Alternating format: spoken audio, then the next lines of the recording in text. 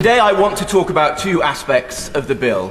What the bill could have done in terms of safeguards but doesn't, and what the bill doesn't do but could never resolve. On the first point, I want to talk about the safeguards, and in particular the legal and judicial ones, which I think are grossly inadequate. Bad law on trivial things is bad enough, and I've seen a lot of that in my time in this House. Bad law on matters of life and death is unforgivable. We've spoken about the role of doctors. Let's think about the role of judges. The test which is to be applied is a low one. It is the civil law threshold. This is a balance of probabilities. This means that a judge could see real risk of coercion and still sign off this individual for assisted death. If the threshold was not reached of 50% or more, the judge would sign off the individual. Next of kin is not informed. There's no right of appeal, which is extremely unusual in English law. And the process is conducted in secrecy. It could be done on papers alone. Transparency is absolutely critical to the law. It's one of the oldest principles in our English legal system.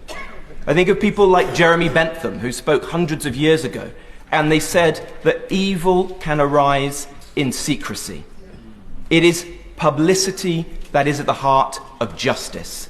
This is not a transparent process, and that leaves it woefully open to abuse. The second point I would make is this. We all want to believe in this House that the laws we pass are final, full stop, the end. It's not the case. And I worry, in fact, I am certain that as night follows day, this law, if passed, will change. Not as a result of the individuals in this chamber or in the other place, but as a result of judges in other places. We've seen that time and again. It may be on either side of the debate, but it will happen. This act, if passed, will be subject to activist judges in Strasbourg. They will change it fundamentally, and we have to be prepared for that. I don't want to see that happen. The last point I'd make is this, and it doesn't relate to what we might be able to do to improve the bill. It's something that we can never resolve as a House. It's that I don't think it's as much as a slippery slope. I think it is like a cliff edge.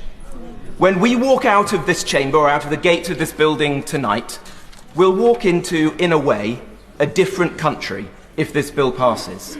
There'll be different conversations around kitchen tables. There'll be different conversations had by couples lying in bed at night, on quiet country walks when people talk about difficult things.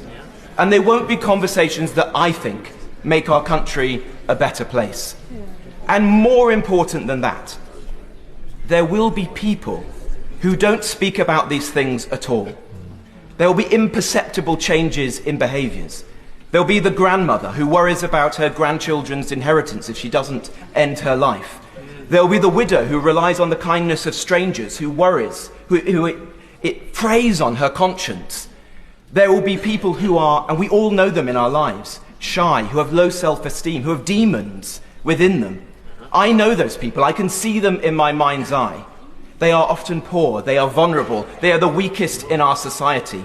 And they look to us. They look to Parliament to represent them, to support them, to protect them. In their interests, I'm going to be voting against the bill today.